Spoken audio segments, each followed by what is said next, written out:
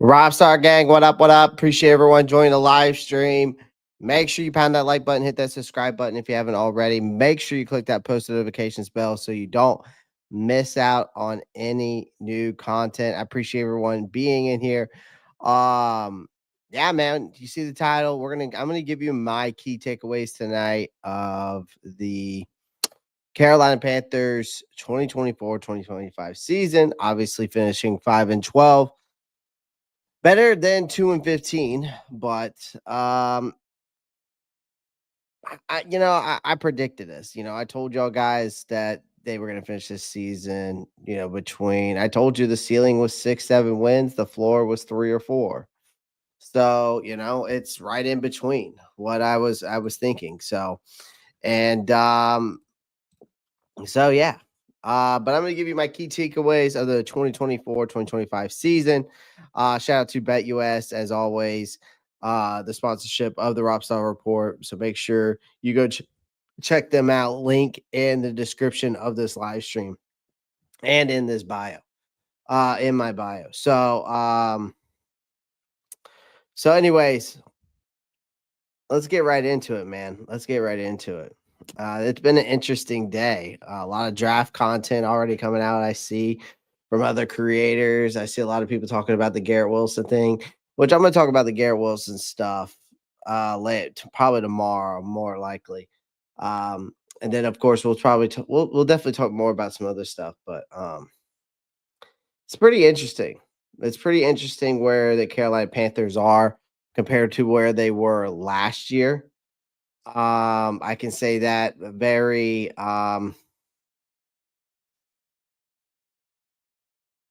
very confidently compared to last year. Now, you got to think about it this way, right? The Panthers, if I'm not mistaken, we still finished last in the division.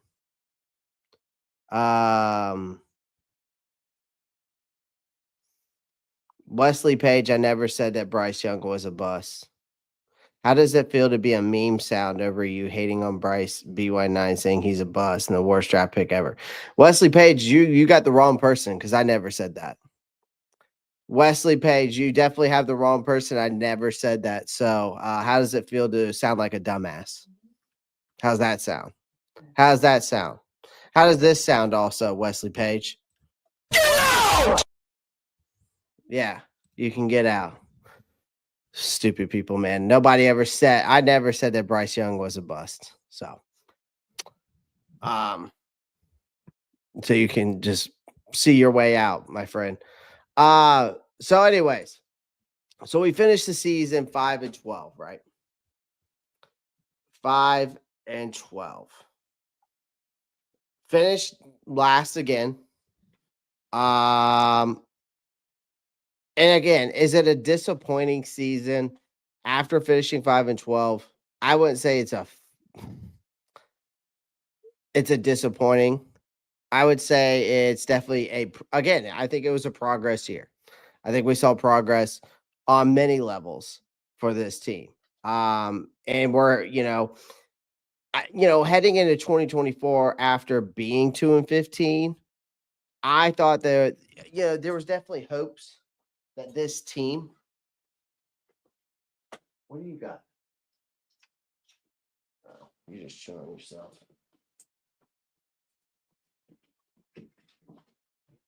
There was definitely hope that this team would be stronger than what we saw, I felt like.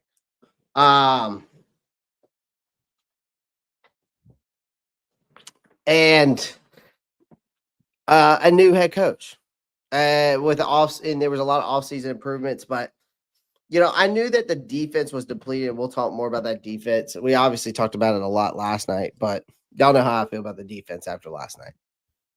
It was definitely depleted.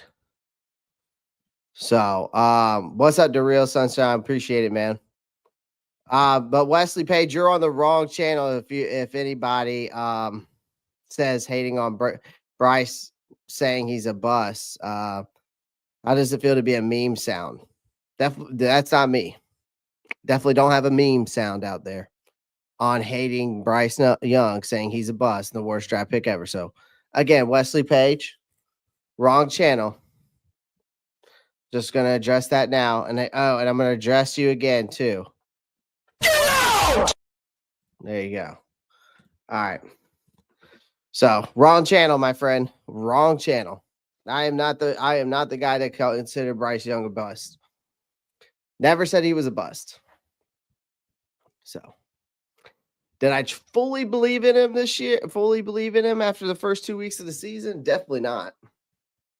Definitely not. I definitely had my doubts and questions that he might be a bust at up to that point. But I needed him to come back. And I said and I'll say this to Wesley Page. This is what I said when he came back after the benching. I said, I need to see progress. I need to see improvement, and I need to see poise and accuracy. And that's what I got. And I told y'all the last 3 games were the most crucial games in Bryce Young's career. And they were. And I was right about that. So Wesley Page, next time before you come in my chat and say some stupid ass shit, get your facts fucking straight. Thanks. All right. Now that I'm done talking to dumbasses and trolls, let's move on. So again, let me start over.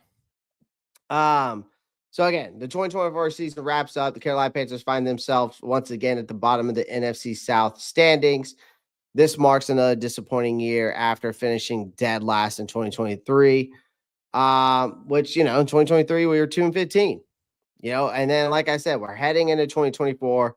There was this hopes for a stronger team, a new head coach, an off season of improvements, and the expected growth of a quarterback of Bryce Young, and had many thinking the Panthers could at least show signs of progress, right? And the reality, however, is more complicated.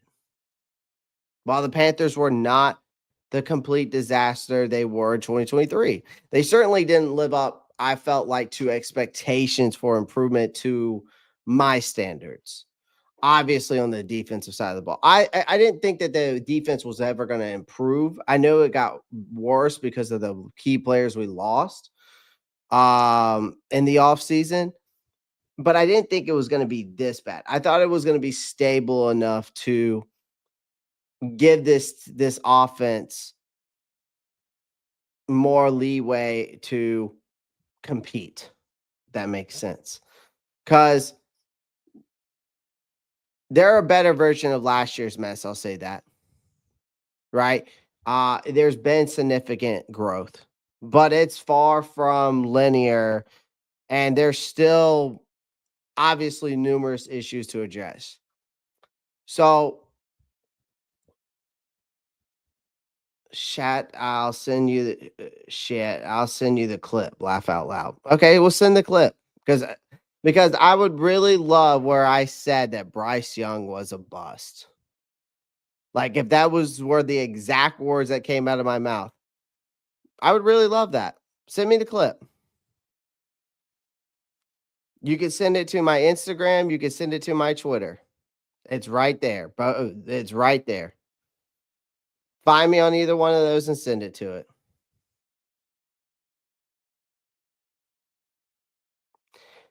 And Mad Chatter, don't tell me how to run my show. I will address my fans the way I feel like addressing my fans.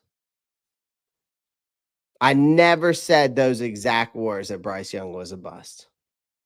I may have said that he's looking like a bust, but I never said he was a bust.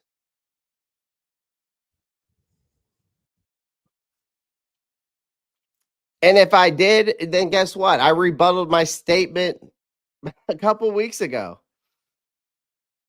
I rebutted my statement. Actually, I rebutted my statement mid-season. I think I rebutted my statement actually after the Giants game, if I'm not mistaken.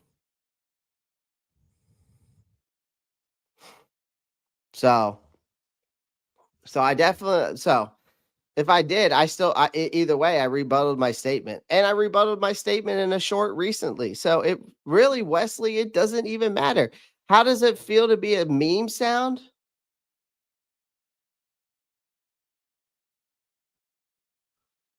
So, exactly. So, Wesley Page, do you have a clip or not? I'm not trying to be an asshole, but you are. There's a difference between not trying to be an asshole and being one, and you are being one with that statement. So if you're going to call me out, let's back up your words because I want to see this shit. I want to hear this clip myself of me saying that Bryce Young was a bust. Because either way, I rebutted my statement. So it doesn't even fucking matter. What kind of good dialogue is that to start off with saying? How does it feel to be a meme clip for calling Bryce Young a bust? It's not good dialogue. Shit. If you're gonna be about it, do it. Send it over, Wesley. Send it over. Growth is, and here's the thing when it comes to the NFL, growth is not linear. And growth is not linear when you talk about Bryce Young. It's true. The most glaring, this is the most glaring, and here you go, Wesley. Get this clip. How about that? Clip this. The most glaring takeaway from the 2024 season is that growth doesn't always follow a straight path, particularly when it comes to guess who? Bryce Young. Bryce Young's season was filled with turbulence. It was offering a mixed hope and frustration. And after a dreadful rookie year, which wasn't all his fault, I think a lot of people expected Bryce Young to improve significantly in year two. And I did. I expected him to improve a lot more than what I saw in those first 2 weeks, right? But the reality here is that the reality was a rocky start, was poor performances that led him to being benched for a 5-game stretch, which is the best thing that has ever happened to Bryce Young. To Bryce Young. All right, well, I'll wait for it. And we'll even play it on here. We'll even play it on the channel. We'll even play it on the channel. Let's see. Let's see where you sent it to. Well, I'll wait for it. But the reality was, at the point, it felt like his career might be in jeopardy. Up to that point. After those first 2 games. I really did. I thought his career was in the shitter. But then something changed. And again, it was the fact that the benching in the last and that 5-game stretch might have, I don't know if we could say that Bryce Young saved the Carolina Panthers or if Dave Canales saved Bryce Young and the Panthers saved, right? Like a lot of people are saying, well, Bryce Young saved the Carolina Panthers, but was it Bryce Young or was it Dave Canales that saved the Carolina Panthers and Bryce Young just by benching him in that 5-game stretch?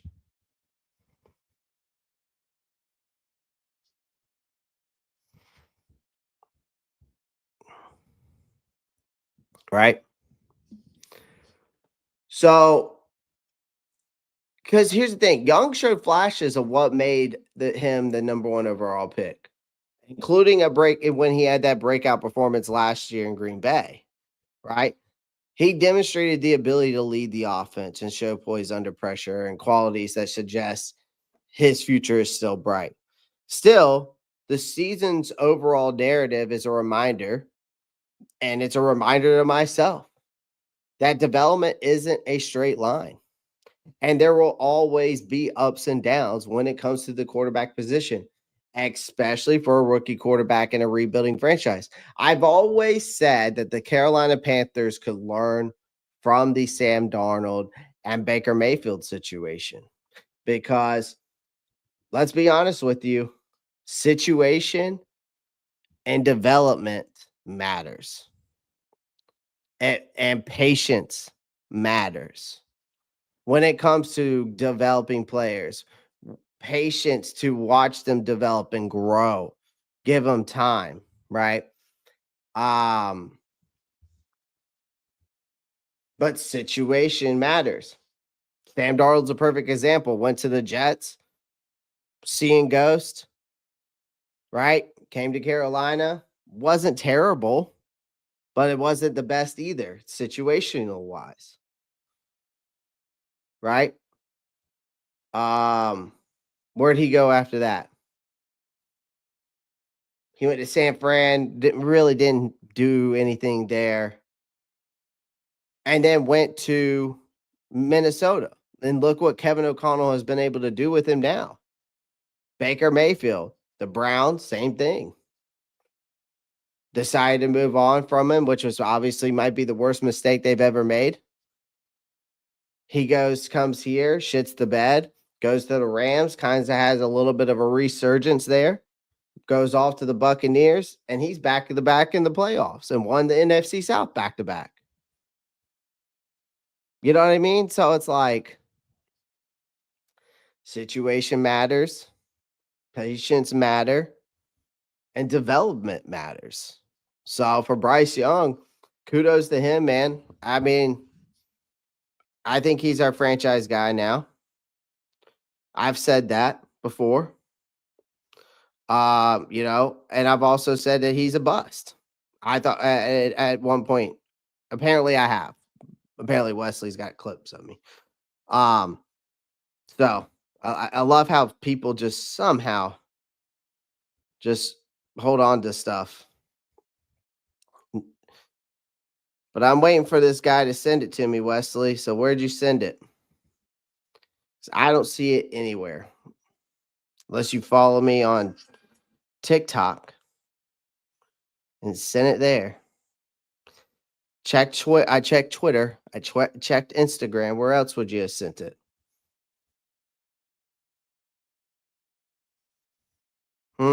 Where else would you have sent it? Hmm.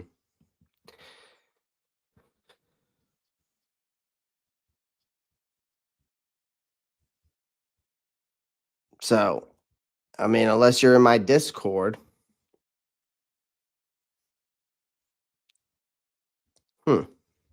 Yeah.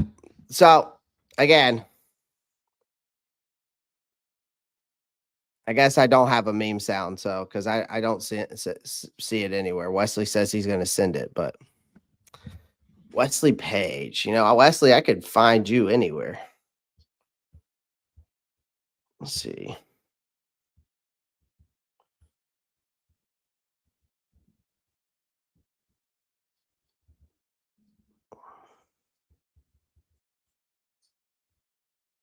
Let's see here, Wesley. Let's see if you got it. Come on, Wesley.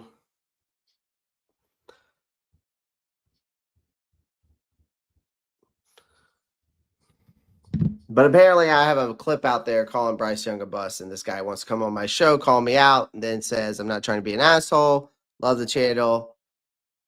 Just trying to have a good dialogue. That's not really how you start off the show and have good dialogue. This is what we started off the show with, Marco's Cash. How does it feel to be a meme sound over you hating on Bryce Young?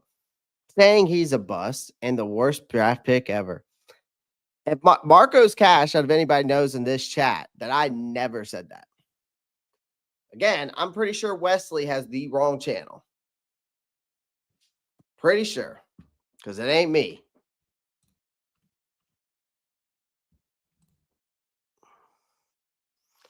So, again. But I don't remember the last time I said he was a bust. I said I probably said that he looked like a bust, but I never said he was truly a bust. I always was patient with Bryce. I held him to a different yeah. See, Marco's Cash is laughing. He knows that I never said that.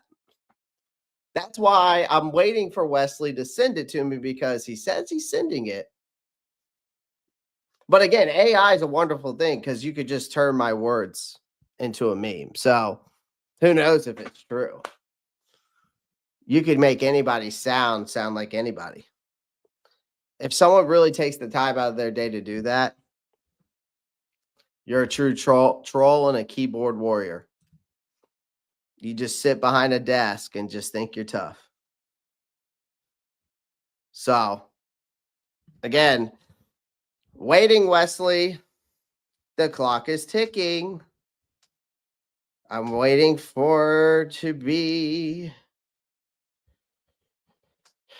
You have all my social media right there. You could send it to those.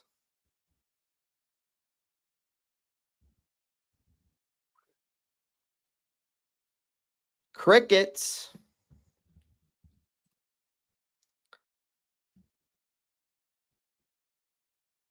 Crickets. Uh-oh, retard alert. Retard alert, class.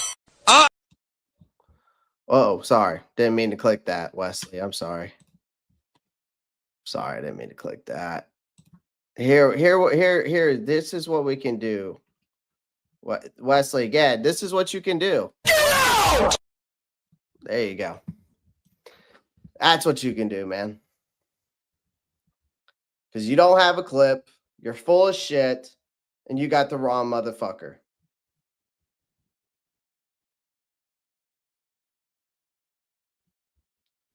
So, exactly. Wrong place, wrong place. So, again, never said that. And Marcos Cash knows it because Marcos Cash has been here. Here's this one. I'm finding the sound on TikTok. Laugh out loud, bro. It's really not that deep.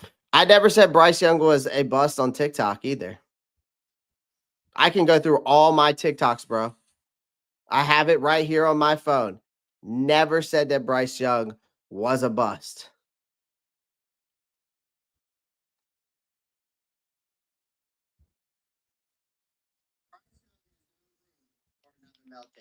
He cannot look like a deer in the headlights like he did this past Sunday. Like if he wants to, you're talking about this one. NFL, he needs to shake off that disaster from this past Sunday and show me that he has the mental toughness to survive. Because turnovers are killing this team. And if Bryce keeps handing the games away like he has been, he's toast. Okay? Simple as that. And I think these next 3 games are going to be make or break moments for him. And it's either he proves that he belongs or he doesn't. And if he doesn't, then he gets shipped out. There are no more excuses for this kid. It's either put up or shut up. It's time to prove to the Carolina Panthers that you are not a first-round bust. Okay, so Wesley, which one are we sending? Because I'm still waiting. I've been waiting for over. When's that last time you sent that message saying sending?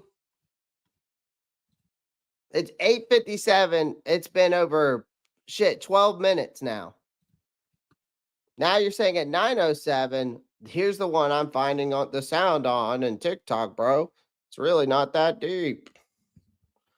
Well, it's not that deep, but it is deep to me when you call me out on when people call me out. So I want you to prove me that I'm wrong. I want you to prove to me. Because when did I say that Bryce Young? I'm going through all of them. Going through all my TikToks. I will.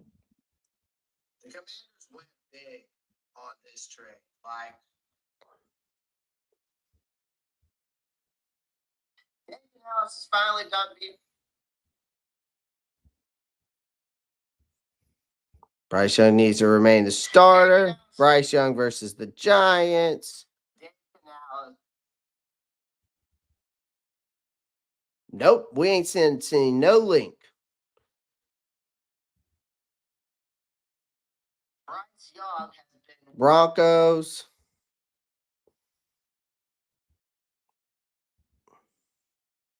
ESPN writer Bill Barnwell came out with an article about possible trade. What's up, Antonio?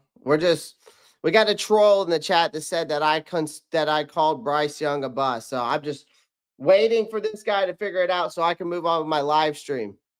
Because I'm tired of these fucking trolls coming in my chat. We're just gonna start trolling motherfuckers here. Because I'm not gonna get fucking trolled. I can tell you that. You got the wrong motherfucker.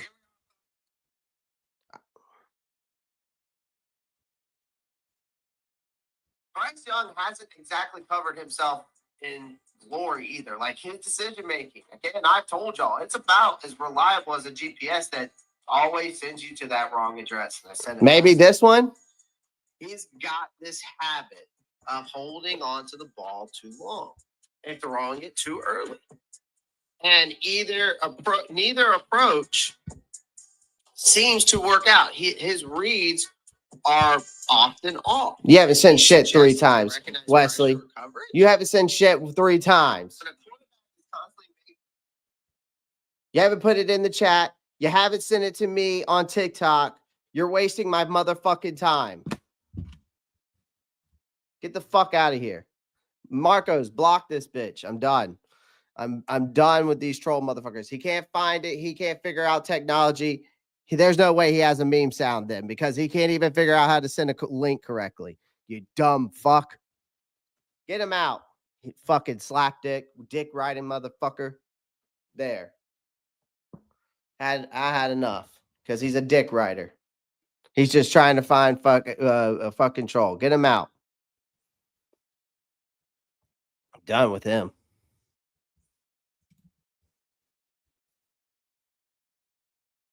Nah, to get him out completely. Block his ass.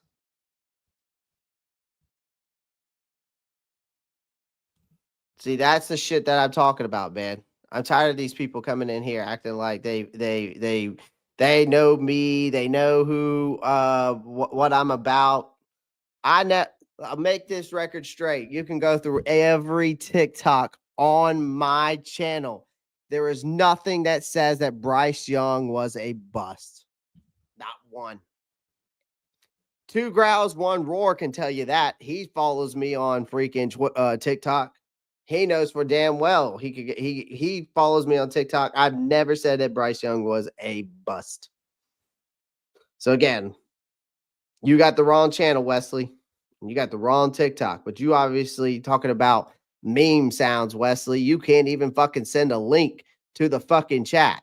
Shut the fuck up, you dick riding motherfucker.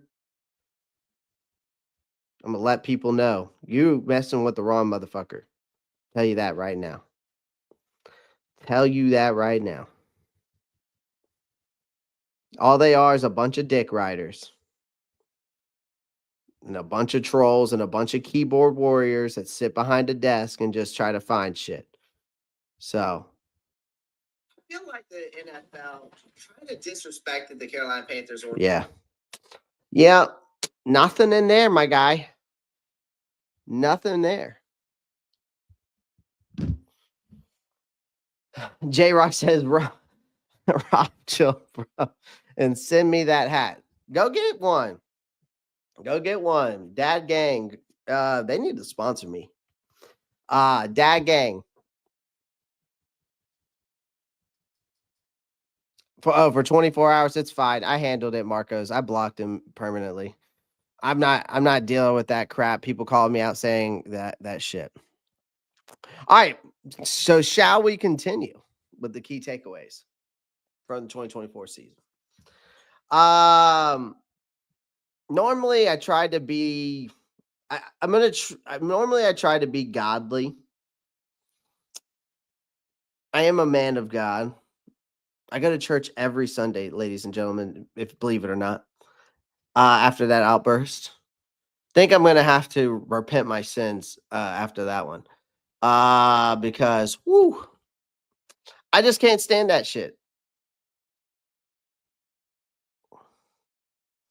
I just can't stand that shit. I can't stand when people call me out, but yet they can't prove it. And then they just troll the chat and waste my time. That's when you just get yourself absolutely blocked, banned. And obviously Wesley couldn't back it up. So, and I'm not waiting around any longer. So, and y'all came here to see a show, not me troll somebody else. But he got trolled more than I got trolled. So it's funny how that worked out. Plus, if he has it on TikTok and he has my TikTok, he can message me there. He can message me there. But next time that shit happens, I'm just gonna start blocking people, man. I just don't have time for it. I just ain't got time for it. All right, let's get back to it. So obviously, the first things first, we talked about. Let me get back to my first statement I was talking about was Bryce, right? The first biggest takeaway was Bryce Young.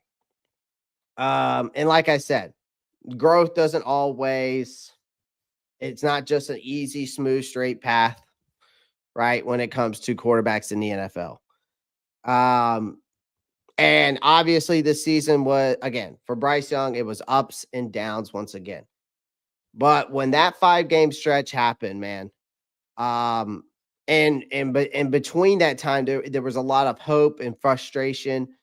And that rookie year for him, obviously you expected him to have a significant improvement in year 2. And obviously, again, week 1, week 2 was rocky. Definitely poor performances. That's what led him to getting benched. And I think people are saying, well, Bryce Young has saved the Carolina Panthers. No. Dave Canales saved the Carolina Panthers. Bryce Young's development, now that Dave Canales did what he did after that 5-game stretch of benching him, will save the Carolina Panthers. And with the right offseason, this team will be saved. The reality was here is that it felt like at that point, after those first 2 games, I felt like his career was over. I didn't say he was a bust, but I felt like he could be in that category if something did not turn around. And I didn't know when it was going to turn around because of the Andy Dalton starting over Bryce and Bryce being benched for 5 games. I literally thought his career might be in jeopardy. And then something changed. And that after that Denver game, I saw something in Bryce in that Denver game that I just could not put my finger on, that was like, damn, he really showed up. He really showed flashes. He really this is what we've been waiting for, is seeing more of that, right? It was like, and then he had that breakout game. Now, I want to say the breakout game for him this year, if I go look back at his past performances, if I go back and look at Bryce's past performances, and I think about it for this year, the breakout game for me, good Lord, would have to be,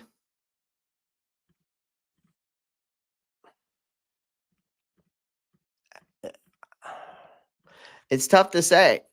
I would probably say the breakout performance for me was that Tampa Bay game. And actually, you could say the Atlanta game this past Sunday was a breakout performance. But I think what I saw that could become that Atlanta game was really that Tampa Bay game when we went to overtime, when we played Tampa Bay the first time. I mean, he threw for over 298 yards that game, and he had an 83.4 passer rating in that game. But then the Atlanta game was like, okay, the flashes I saw in that Tampa Bay game now have transferred over into the Atlanta game. Part of the flashes I saw in the Eagles game had transferred over in that Atlanta game. And the only game that I would say on that schedule that Bryce didn't really obviously play the best was the Dallas game, right? That was all around atrocious. But then We saw where I saw the poise, the accuracy, taking care of the football, the decision making. That was the Cardinals game for me. The Tampa Bay game for me was, even though we got blown out that game, it wasn't Bryce's fault. And that was the proven point where I was like, okay, this isn't Bryce's fault. This defense is just fucking trash, right?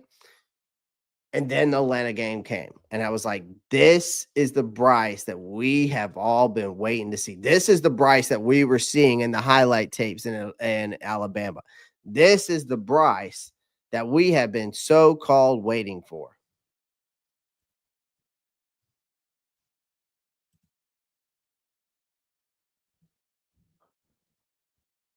That I finally was. So this is where I was like, okay. So this is the Bryce Young I'm getting right now. This is the Bryce Young I'm getting right now. And again, like I said, I thought his career was in jeopardy, man. I really did. I thought his career was in jeopardy after those first 2 weeks. And then when they benched him and he came back in that Denver game, I was like, okay, I know he threw 2 picks, but he looked way more poised in the pocket. And as time got on, he just got better and better. The New Orleans game was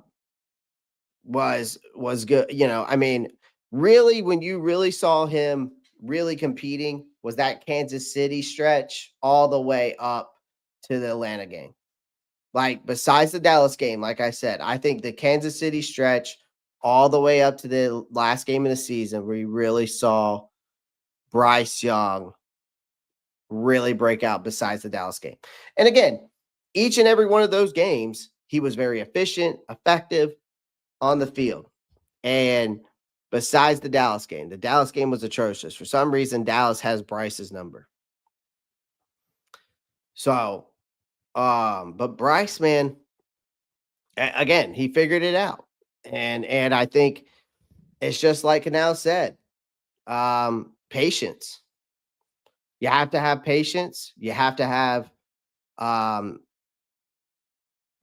to be patient with development. Again, quarterbacks, when developing them, it's one of those positions that just can go up and down. And I think that's kind of for every position, right? It's not just some smooth straight line or straight to the top, smooth sailings like the Patrick Mahomes.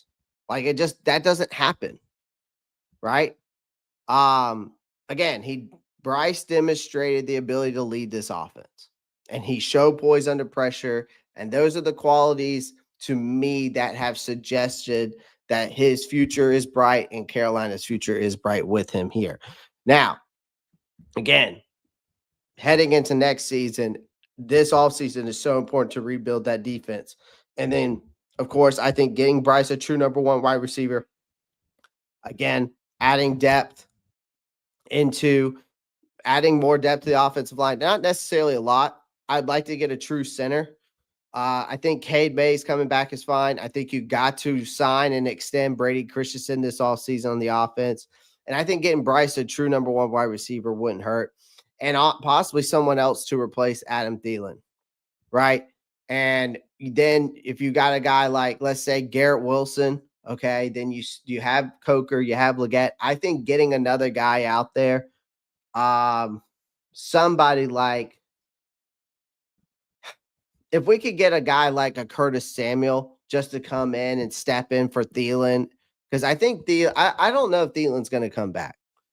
So, a guy like a Curtis Samuel that could step into Thielen's shoes.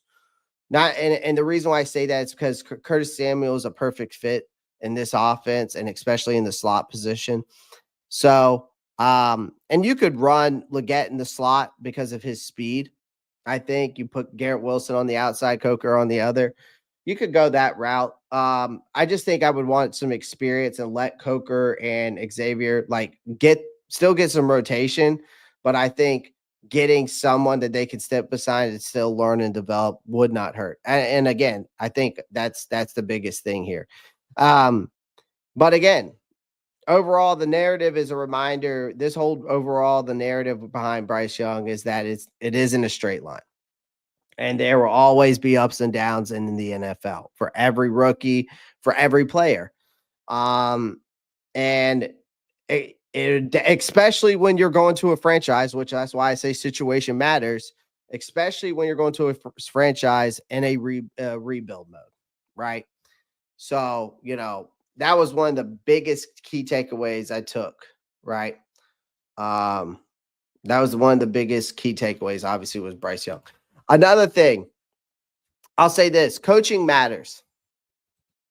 Coaching absolutely matters, ladies and gentlemen. And here's why. Here's why coaching matters. Okay. You can go look at Frank Wright's failures, and then you go look at Frank Wright's failures, and then go look at Dave Canales' potential. And compare the two. Right? Like this 2024 season, the importance of coaching is an understatement. You hired Frank Wright as your head coach last year with high hopes, right? Proved to be a catastrophic failure. And his inability to adjust to his offensive scheme to help his rookie quarterback at the time, of course, he didn't want him. And then including reports coming out, he refused to implement RPO. And if none of you don't know what that is, run pass options, to cater to young strengths was a major issue. So Wright's time in Carolina was a disaster. And it's hard to overstate just how much time that it set this team back. Because in contrast, you got to think about it this way. Dave Canales, the team's head coach now, provided a much needed breath of fresh air. Right? And with Canales, had his own set of struggles. He made some questionable decisions at times. His impact, though, was undeniable. Like I said, he probably saved this franchise a bunch of years or a couple of years in the rebuild, but also saved your number one overall pick, possibly, right? So under his leadership, this offense showed more potential to me than it has in so many years, even if it wasn't always consistent, right? And he might not be perfect, man. Like Canales might not be a perfect head coach, but compared to Wright, Canales looks like an absolute genius and a coach with promise. And he's young, and that's the best part. Because it can't get worse than 5-12. I mean, I shouldn't say that because we went 2-15 last year. But if Canales can continue, I think, to develop and refine his approach going forward as a coach and learning how to be more of a head coach than a play and take, let the play calling rings go a little bit. I think he could could be a candidate of a coach of the year of the future in the future, assuming this team gives him more support. Right now, a defense, a huge weakness. Right. Obviously, we know how I feel about the defense. And there's no question about that. There is no question about that, how I feel about this defense. We talked about it all day yesterday, or all day last night, all night last night, over an hour and a half live show. Shout out to all you guys who tuned in. But again,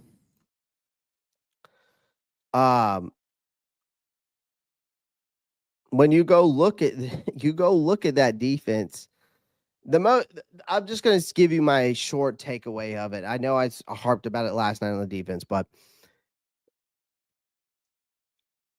what's undeniable, though, and I think that this is something that maybe I didn't allude to last night, the importance of a solid defense.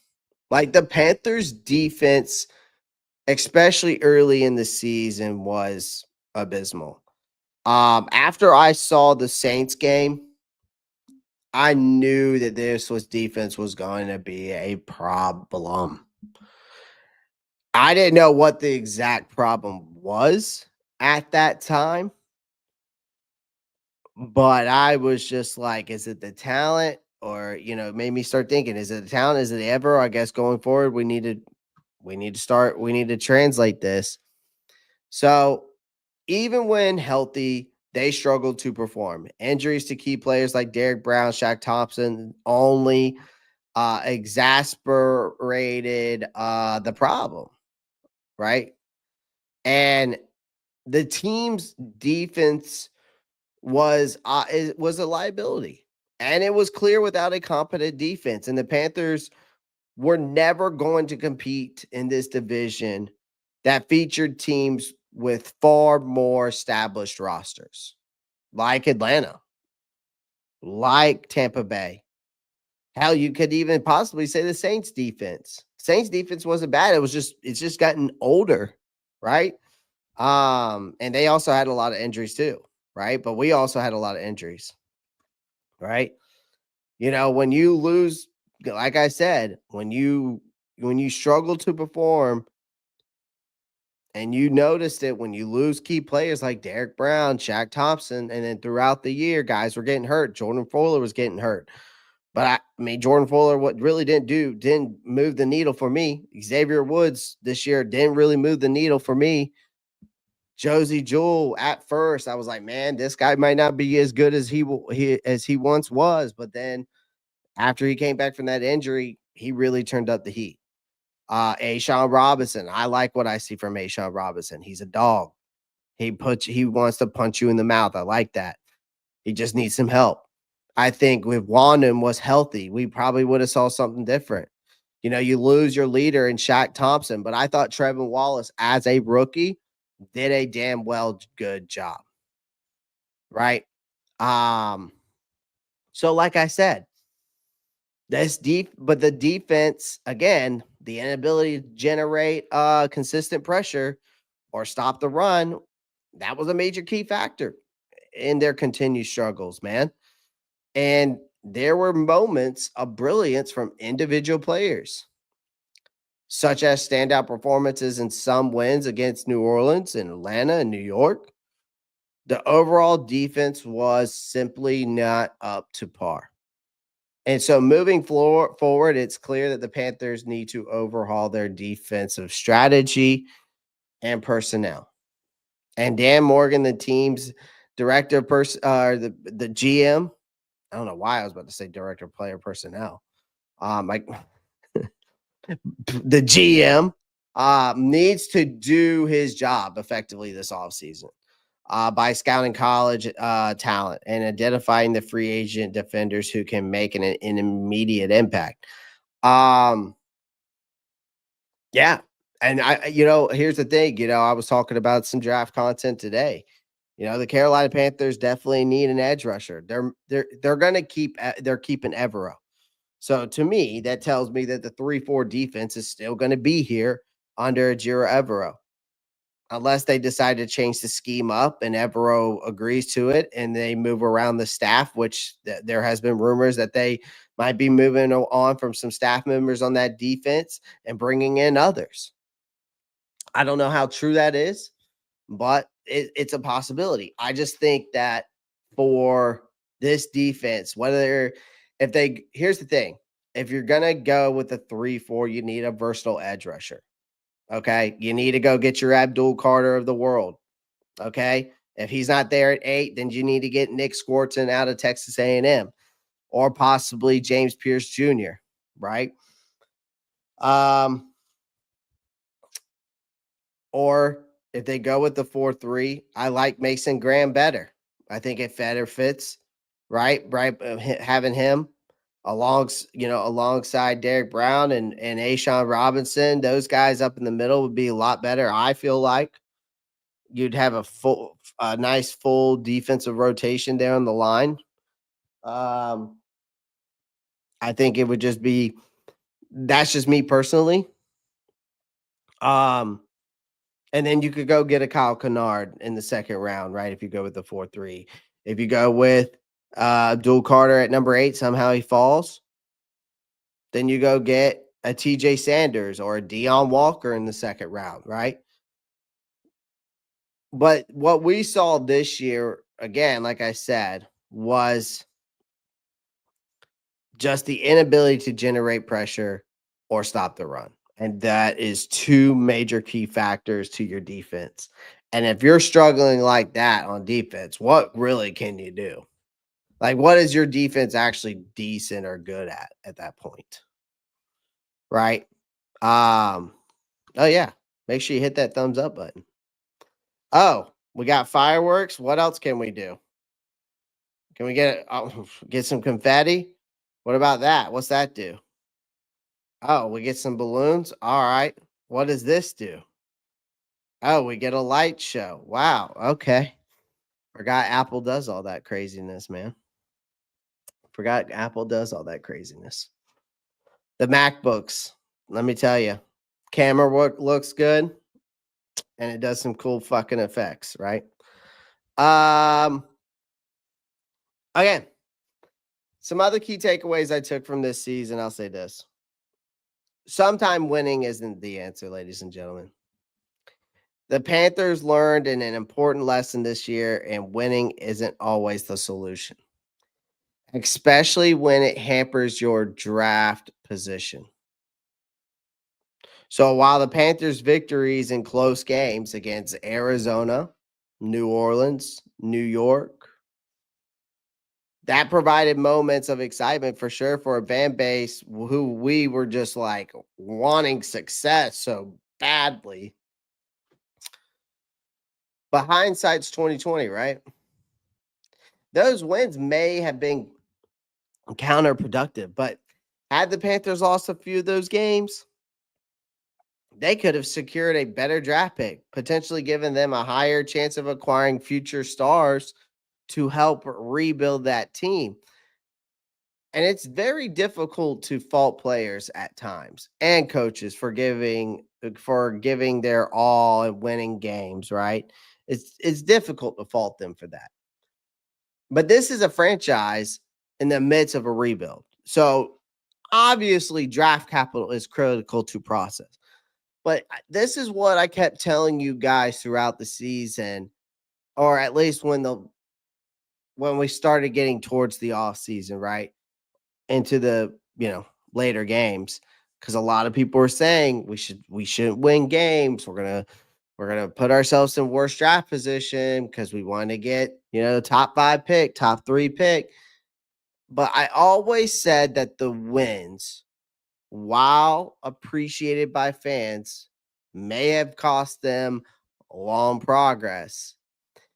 But I always said, in a way, the Panthers were caught in the paradox of being bad enough to finish last, but good enough to finish with the worst possible record.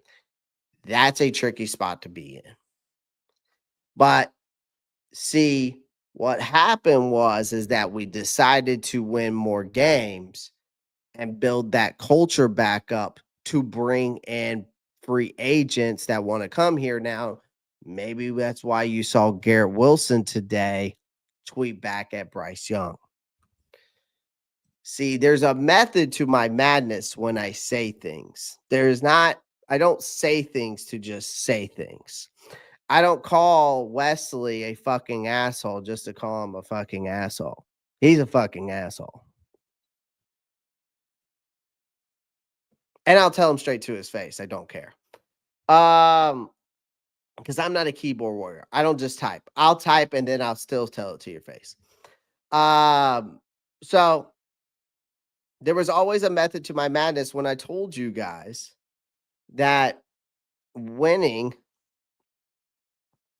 is more important than losing.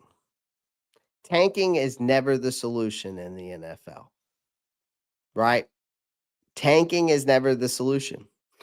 The reason why, and the Garrett Wilson tweet just really proves my point, that when others see, it's just like this. Think about it this way. When others see you being successful, they want to know why. When they see you building something successful, some people want to know why. Some people are going to troll. Perfect example, Wesley. But some people want to join in like Marcos Cash and be a part of the community. Right? I didn't make the Rob Star report just I made the Rob Star report out of a hobby. I never knew what it was going to be, right? I was just like, I love talking about football. I love talking about the Carolina Panthers. They're my favorite team. Let's talk about them. And I was like always talking about with my buddies, and my one buddy, Dan Mitch, shout out to him, who's got over 30,000 subscribers on YouTube, who motivated me to do this. And I never thought I would even be at where I'm at now with over 5,000 subscribers, bringing in over a million views per year. Same thing on TikTok. I never thought I would ever reach a million views on TikTok. Still don't got the subscribers, but definitely have over a million views per year, which means over a million people are watching my shit per year. I can't wait till I get to the point where I'm reaching a million views per month. That's the next goal.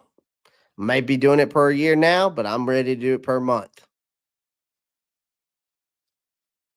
But that's what culture building is about. I'm building a culture here. I'm building a community. I give back to you guys. I do giveaways. I do ticket giveaways. I've done jersey giveaways. I've done a Discord for you guys to join and just chat with me. That's why I chat with you back in the chat. It's the same thing that the Carolina Panthers are doing. We're doing this year at the end of the season. They were trying to win football games. They were trying to build that keep pounding culture back up. And that's why you see guys like Garrett Wilson tweeting. That's why I tell you that. That's how you bring in the free agents of the world. That's how you bring in the T. Higgins of the world. That's how you bring in the DK Metcalfs. Or maybe you bring in a Myles Garrett. Who knows? That's how you bring in free agents. You can draft whoever you want.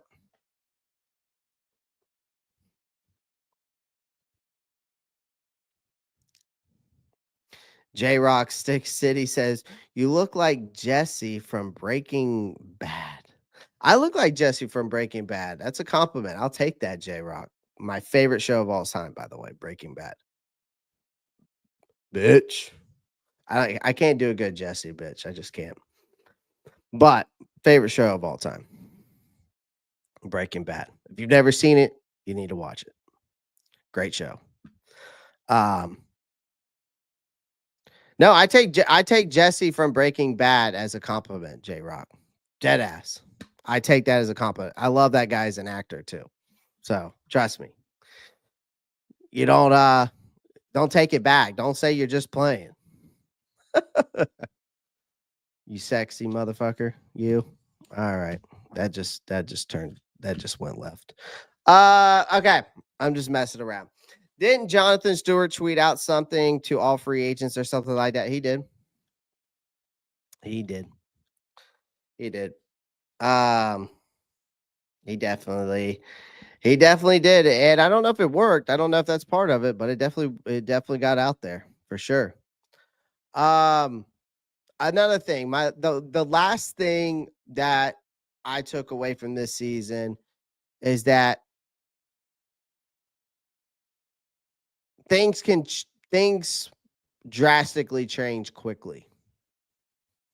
Sometimes better, sometimes for the worse. I think that was the most important lesson. Not the lesson, but I think that was the most important thing that I took away from this year. Right? Is that the fact that the unpredictability of football, right? When you go back to week 9, and that's when the Panthers were in complete disarray at that point. Like they had lost 7 games straight in embarrassing fashion, by the way, right?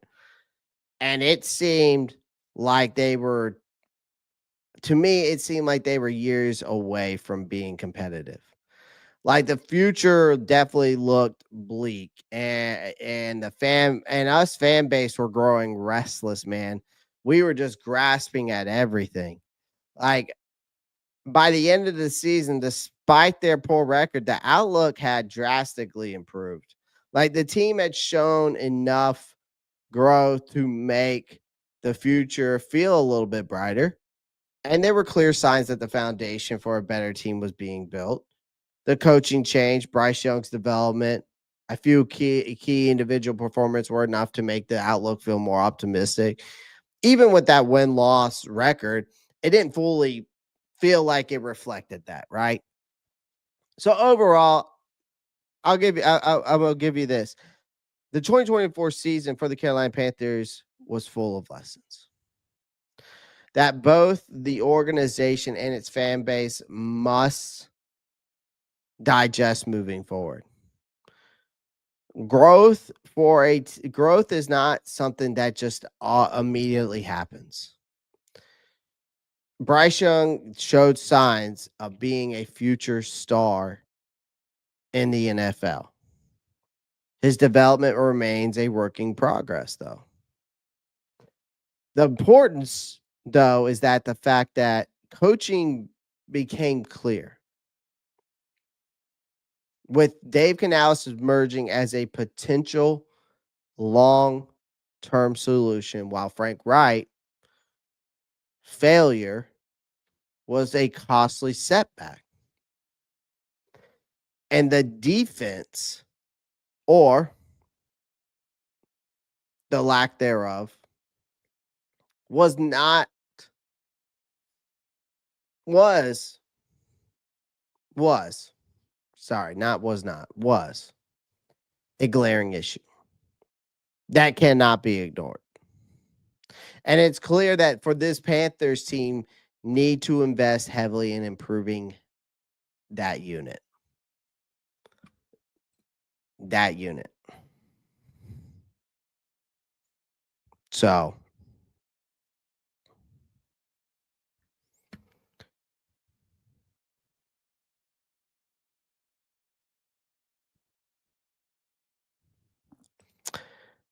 those are my key takeaways, man.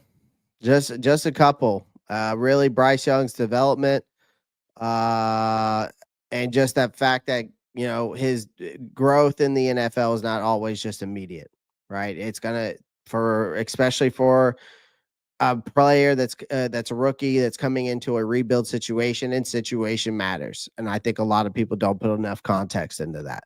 Again, you can learn. Listen, you can learn a lot from that Sam Darnold and Baker Mayfield situation, which I'm going to do a video on. I think that if I explain that to you guys a little bit better, because I think I saw one Panther YouTuber do it, or he did like a live stream, I think, about it. But I want to put my insight on it, right? Because I think, and I think he did a good job. I can't remember who it was, but he did a good job explaining it. And we can learn a lot from that situation, right? Another thing is, again, coaching matters. So situation matters. Same thing, right? Frank Wright was an absolute failure.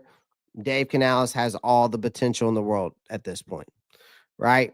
Defense, we know, was a huge weakness. That's what held this team packed this year. Time to rebuild that with a complete overhaul, I think. And then I think sometimes winning isn't always the answer, right? I think, it's not always the answer for certain things when it comes to draft picks, sure. But winning also can be a culture development. And I think that's why we're seeing guys tweet out like Garrett Wilson, right?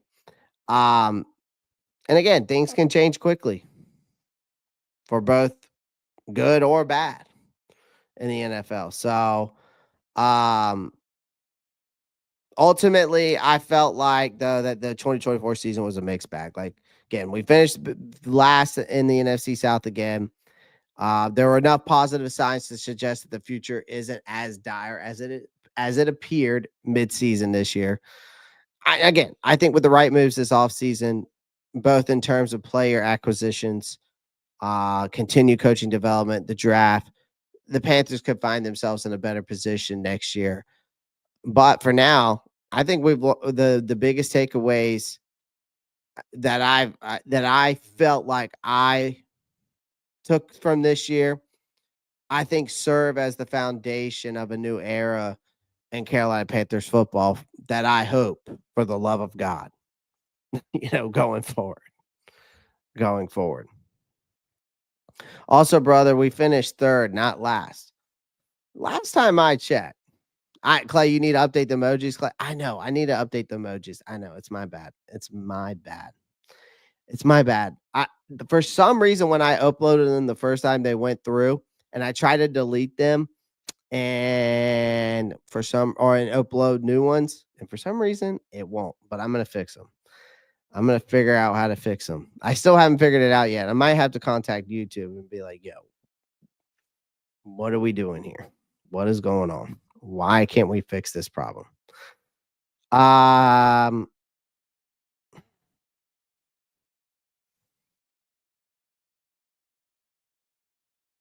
wow, we did finish third. I thought we finished last. Is it because we had more points we had more points than them, than the Saints. But technically we didn't with the points against us. I don't know.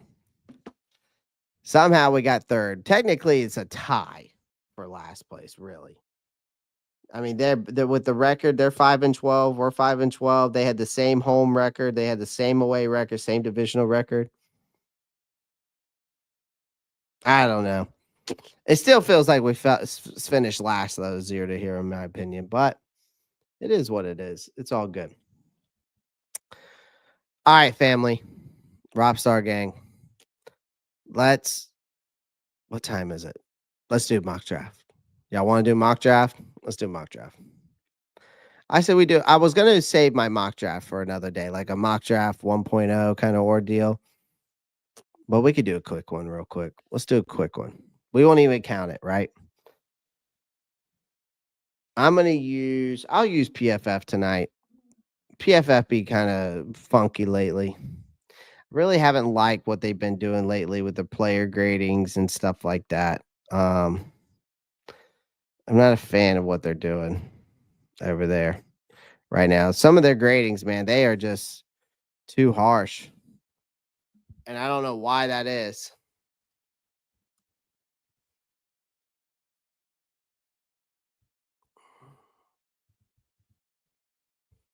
I don't care. Let's go to mock draft simulator. Oh, that's because you know what? No, we're not using PFF tonight. I thought you were about to hop off. No, I'll do a mock draft since you guys are chilling. Since you guys are viewing, we got people here. We got people here. What we got? We got 33 people watching. So we'll just pound that like button, guys. That's all I ask. All right, let's get those likes up, and I'll do a mock draft. Give me a second while I pull it up. Oh, simulator. Yeah, let's do this one. Let's do this one. And I don't do trades because trades is a bunch of fantasy and shit. I don't do trades. So there will be no trades.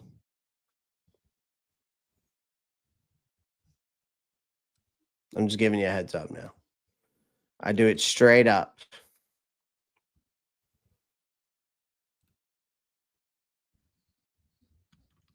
All right, let's enter the draft room. All right. Hold on one second. We're going to share screen. Go to mock draft. Go over here. We're going to put it up this way. All right.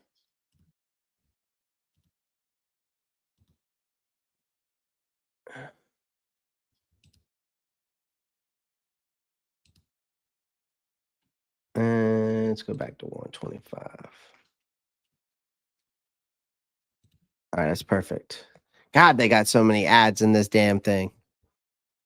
Because the trades on there is way more than what you're gonna get. Yeah.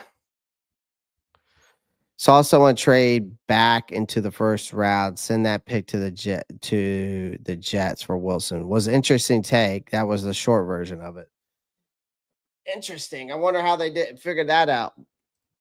I mean, again, that's fantasy world though, Kendall. Sometimes, I mean, listen, it could happen, but I just don't see it. Right? You can use your imagination with these, but I just don't see it. How the fuck? Okay, first off, whoa. Who got drafted? Hold on. Who got who got drafted? No, show we're at the 8th pick. Who did they take? So Will Johnson. Okay, who took who?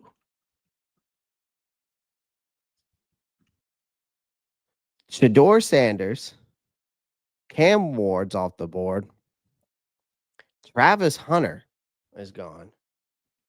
Okay, we got Will Johnson off the board. We've got Kelvin Banks off the board. Luther Burden off the board. So 1, 2, 3, 4, 5, 6. Jesus. Wow. So since we're keeping Evero, I'm taking an edge first.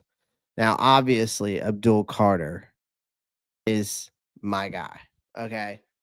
If you don't know who Abdul Carter is, well, you need to go look him up. Okay. Abdul Carter is an absolute monster of an. This guy is. I listen. I think this guy could be another Micah Parsons. I'm not kidding you. I think he's a guy that can end up being another Micah Parsons esque type of guy. Like that's who he reminds me of. You're talking about a guy who is go watch some college football. He's amazing for real. Yeah. Again, he's a 6'3" defensive end. Okay. 252 pounds. He's one of those linebackers that can switch off the ball very well. And just an impressive athlete who can grow. He's got room to grow. As a pass rusher down the line.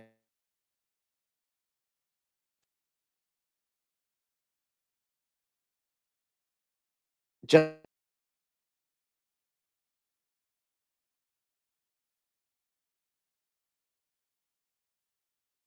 he is off the line. It's just absolutely crazy. He has shown a solid dip and rip kind of move as a pass rusher. He's got the quickness to change direction. But yeah, I mean, he's everything you want. I mean, I've seen a lot of people compare him to Odolph Awe. I think that's how you pronounce him.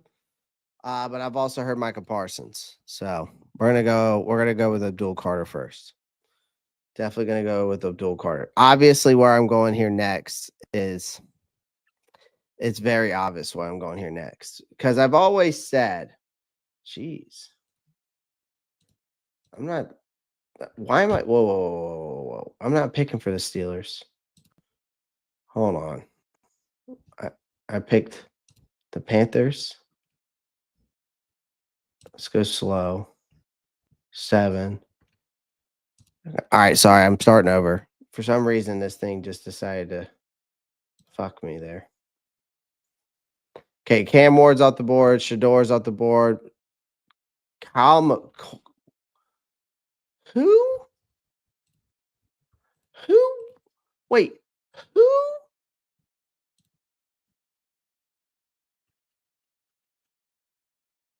They took Kyle McCord? Who took Kyle McCord? Okay. Hold on. We might not be using this mock draft simulator either. They just took Kyle McCord off the board. Nobody's taking Kyle McCord off the board at number 1. That ain't happening.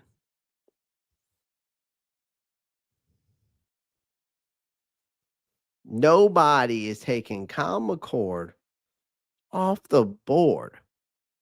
Who in their right mind would do that?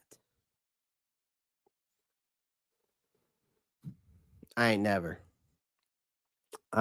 never seen anything in my life like that.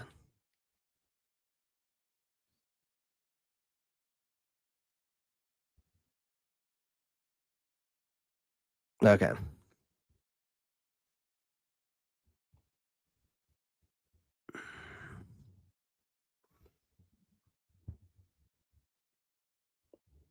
All right. Let's try this again. Because I can't believe I just witnessed Kyle McCord come off the board in the first round. That's never happened.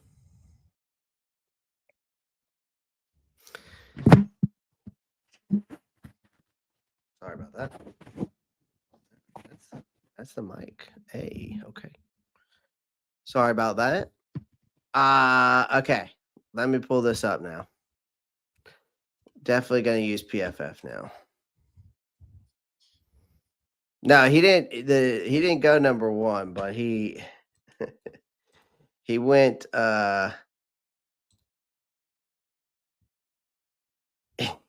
he went number 3, which is crazy.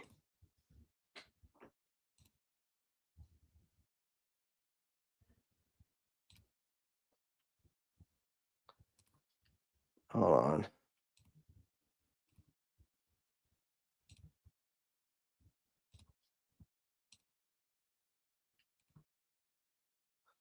I got to sign back in to PFF for some reason.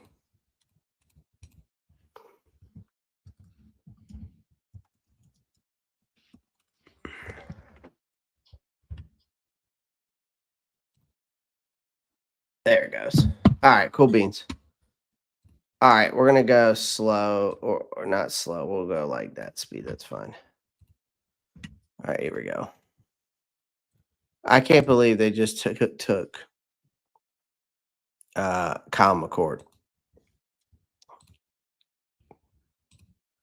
Crazy work.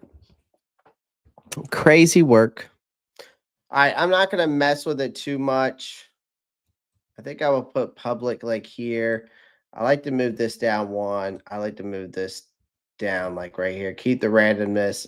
I like that. We're going to enter in. And we are going to start the draft. Let's see how we do. Let's see what jumps off the board first. So Cam Ward went 1. All right, Cam Ward went 1. Shador Sanders at 2 to the Cleveland Browns. Travis Hunter at 3. McMillan at 4. Okay. Johnson at 5. Okay. The Raiders went Mason Graham. Okay. And then Abdul Carter. So this is where it gets interesting. And I told you guys that this could be a scenario. There has been rumors that the Jets are interested in Abdul Carter. Mason Graham with Christian Wilkins and then Max Crosby. That's pretty fucking solid. Not going to lie. Mason Graham and Christian Wilkins in Las Vegas. That's a solid fucking defense. Okay. As for me, I could take Malachi Starks. I have pleaded my case on Malachi Starks. But again, I could trade back. Right? Or I could go back, draft a player.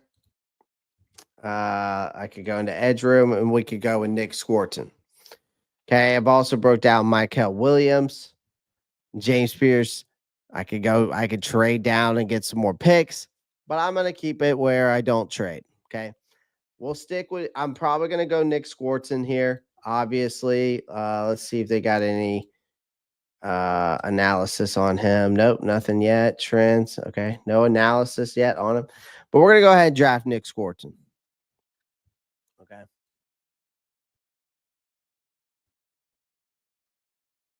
So Malachi Starks went to the Saints.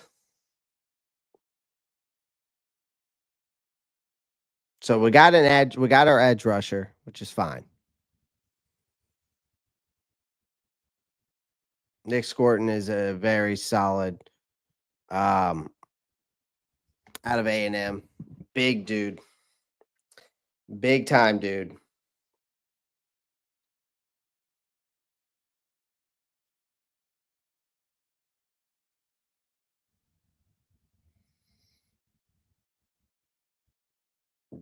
He's a big boy, man. He's only here's the thing about Nick Scorton, man. He's only 20 years old. That's the crazy part. Nick Scorton's only 20 years old. 6'4", 282. Good size. I mean, thick build, man. Thick build. He's very impressive with his athleticism. I mean, it's not a bad move if we went Nick Scorton. He's getting a lot of good comparisons. I mean, his comparison I've seen a lot lately is Cameron Jordan, and that's not a bad thing. That is not a bad thing. Yeah. So he's a pretty good sized guy. Um, just very physical, great at the point of the attack for an edge rusher. He can pop his hand. He's got long arms to help you get the extension of the blocks. He's got a nice rip move to get that penetration. Just like me, I got great penetration. You should ask your mom. And then I'm just messing. I'm just messing. I was just messing with you guys. Don't get mad at me. I was just messing. You're supposed to laugh at that, by the way. Um What? What? All right, let's move on. I like Nick Swarton a lot. So obviously my next big thing here is I'm probably gonna stick with my development of the defensive line. I could wait and get probably Derek Harmon at 74, right? And I could go with a wide receiver here and get a guy like Jaden Higgins, who I really like, or Jack Betch or Jalen Royals. Um, Tight end wise, I could definitely go. I could wait to get Harold Finn at number, you know, shit. Probably could get Harold Finnan at 74, but I don't know. I don't know. I'm probably gonna go, and then I could look at linebacker Jeffrey Bass is nasty. Uh, how are we looking at corners? Zai, all right, Zai's there. What about safety? Castro's there. What are we looking at here?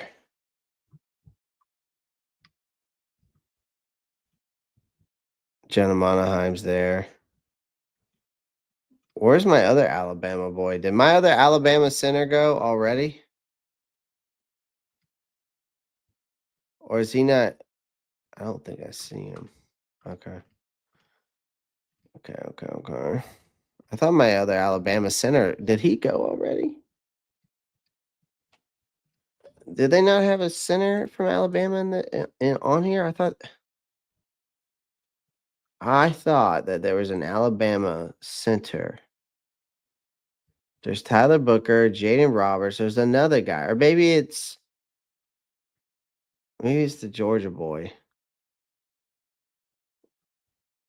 I don't see him. All right. Maybe he's staying another year then. Maybe he's staying another year. Okay.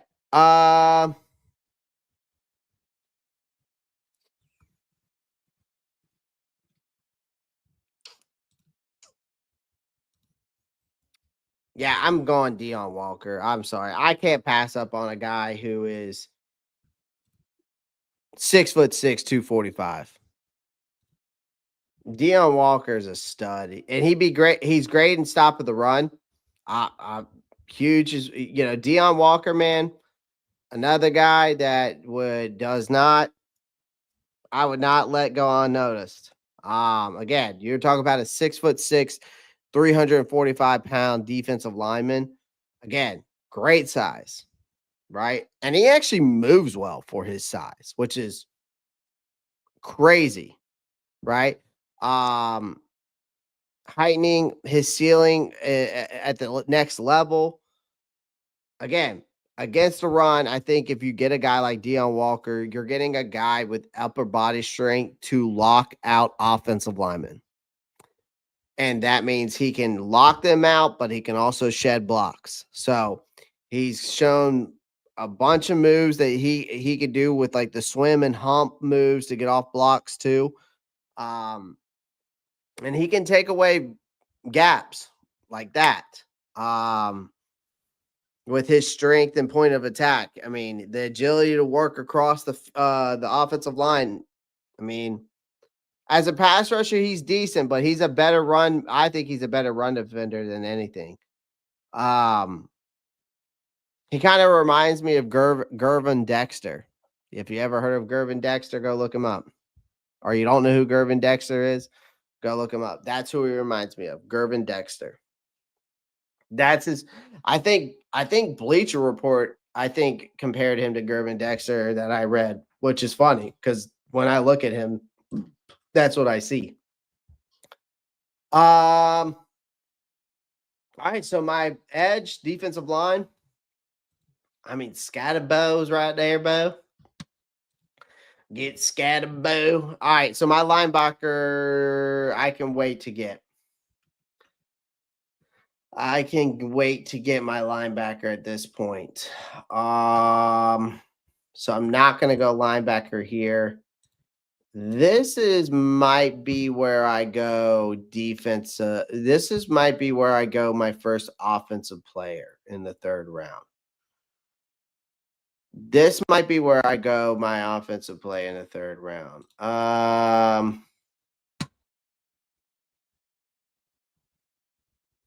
Let me see here.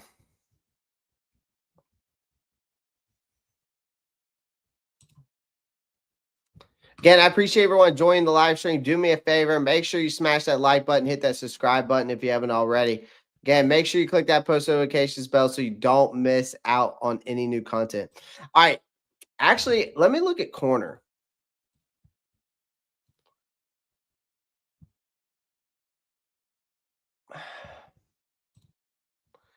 I don't like that. I don't like the corners there, really. Oh. Shit. This is tough because I'm trying to be like I normally like to go linebacker or corner here, but I don't like really what I'm seeing at the linebacker corner position. Safety, shit.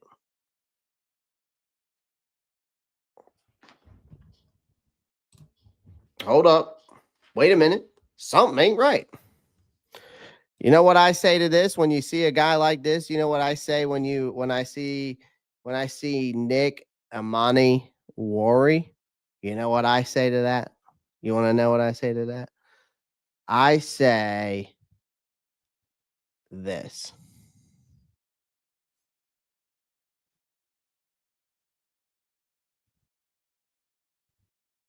I'm trying to find it. Ah, here it is. This is what I say when I find him in the third round. Damn, son, where'd you find this? Damn, son, where'd you find this?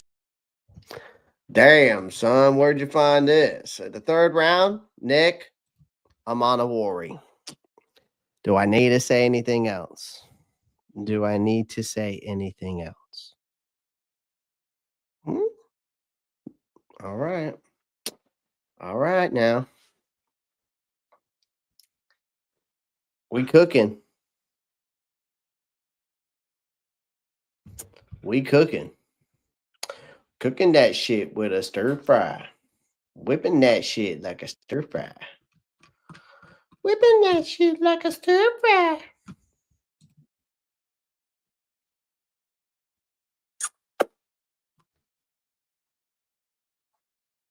All right. This is where hopefully I can get either a corner or a linebacker. Denzel Burke. What are you doing? Not bad. I'm trying to think. Jacob Parrish, not bad either. 72.1 passer rating allowed. Chandler Rivers actually is a stud. Shit. Chandler Rivers. Let me look into you a little bit more. I'm building as we speak, by the way, guys. I've been building my draft board. Because I need to do it for you guys when we start doing more draft content coming up, obviously. When we start doing more of these. So we're definitely going to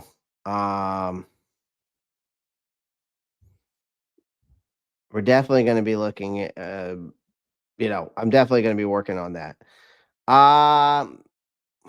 Let me see here. Rivers isn't bad. Denzel Burke is a good pick possibly here though, but not at one. Well, I might be able to wait to get him. I might be able to wait to get Denzel Burke. I mean, it's either him or Dorian Strong or Denzel. It's these three that I'm looking at. Chandler Rivers is not bad at 125. Linebacker wise, what are we looking at? King.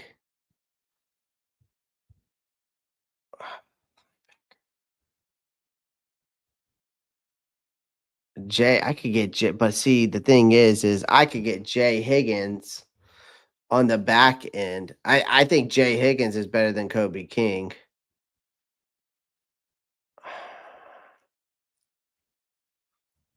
Yeah, I might wait to get even that. So might be where I go my offense.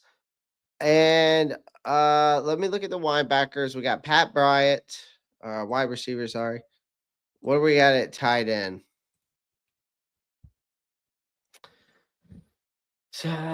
Nobody at tight end.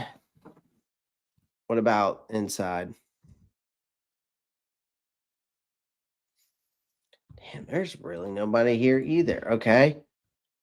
We done edge, we done safety. So corner, tackle maybe, wide receiver, tight end, running back.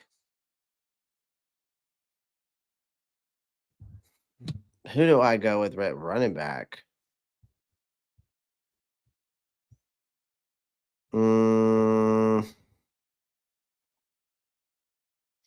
Nicholas Singleton, man. I like him a lot, and he runs like a fucking dude. He flies. He runs like a 4.39. It would be a different approach to take too. Damn, both running backs ran 1,000 yards. Kyreton Allen did too. Shit.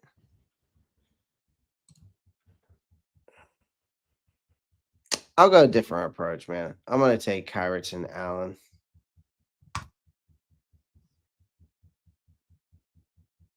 Okay. I think this is where I'm gonna take Denzel Burke. They're gonna give me a shit grade, but he's better than Chandler Rivers in my opinion, and Dorian Strong.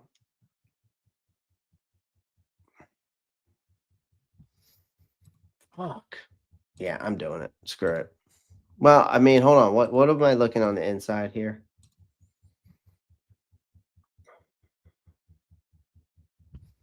I'll wait. I'll take yeah,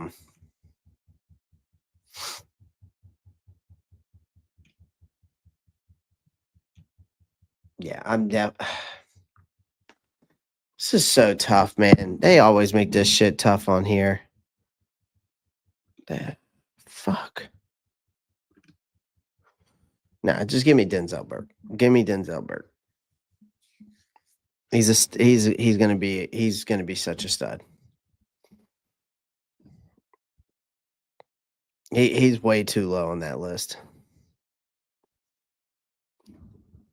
I probably fucked up this mock draft by taking Allen though, but it's not bad. I can't believe he was 1,000-yard back, averaging 5 yards a carry, 8 total touchdowns. I think Singleton's the better guy. I think Nicholas Singleton, 1,000 yards, average 6 yards per carry. Yep, 9 total. Better receiver too. He's probably better. All right. All right. Let's see if we can get. I'm gonna go linebacker first. I can wait for get Jay Higgins, man. Wide receiver. What are we looking like? Okay. What are we looking like for inside? Perfect. Give me Jonah Monaheim. I like him. Yeah, give me Jonah Monaheim. Monaheim. Monaheim. All right. Damn, Nicholas Singleton fell that far. Okay. Linebacker or wide receiver. I think I'm gonna go receiver here. I might go receiver. We got a safety, got DN, we haven't got a linebacker yet. We haven't gotten a tackle yet. Okay, we got a tackle here. Tight end. Oh, Jake Bringenstool would not be bad. Terrence Ferguson would not be bad either. I wouldn't be mad at that. I wouldn't be mad at Terrence Ferguson either. What tight ends are we looking at here?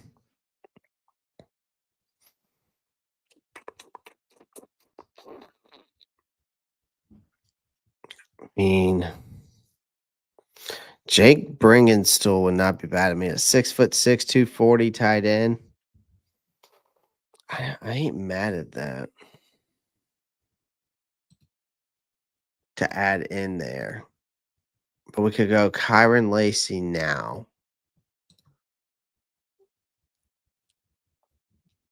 I could take Kyron Lacey. Yeah, I think I'm going to rock Kyron Lacey here, bro. Definitely going to rock Kyron Lacey. So, what are we looking at? So, Nick, Dion, Amanawari, Katron Allen, Denzel Burke, Jonah Monahan, Kyron Lacey. Okay. Now this is where I got to go linebacker.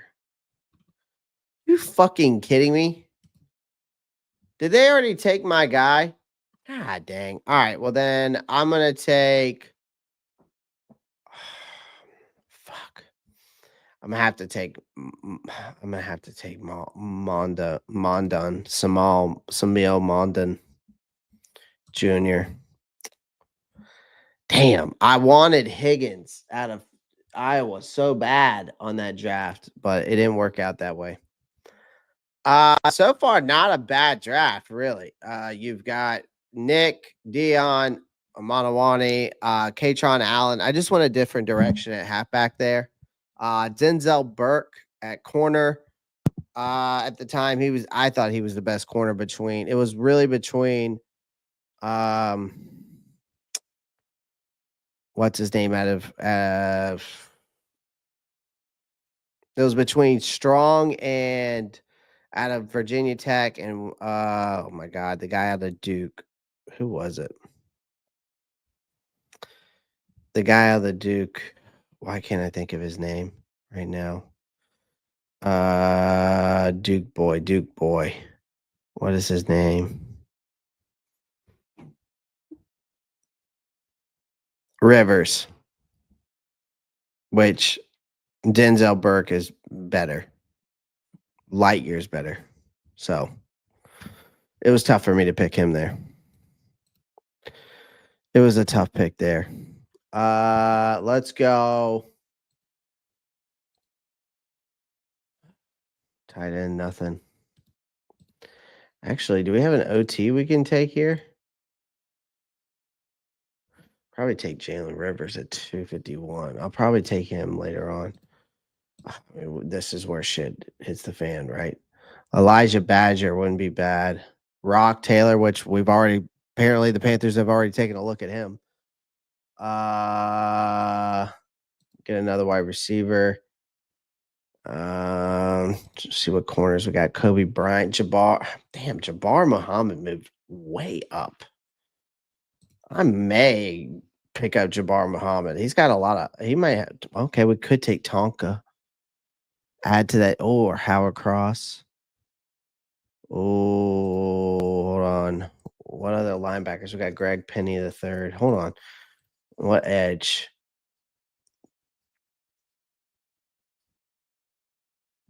I think I'm gonna. Damn, Elijah Austin's right here.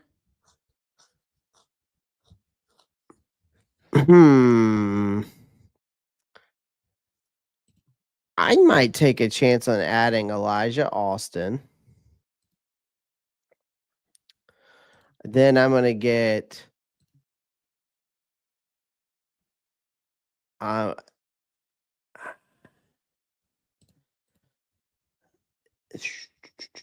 Give me a tackle. I think Rivers might be the best one out of these guys for pass blocking. Xavier Truss, yeah, they're not any good. Pretty sure Jalen Rivers is the best one out of these guys. He's all right, but look where he's playing at. I'd rather take a chance on this guy. And Jalen Rivers left tackle and can play some left guard. It never hurts your offense to have that. So maybe I'll add this guy as a tackle.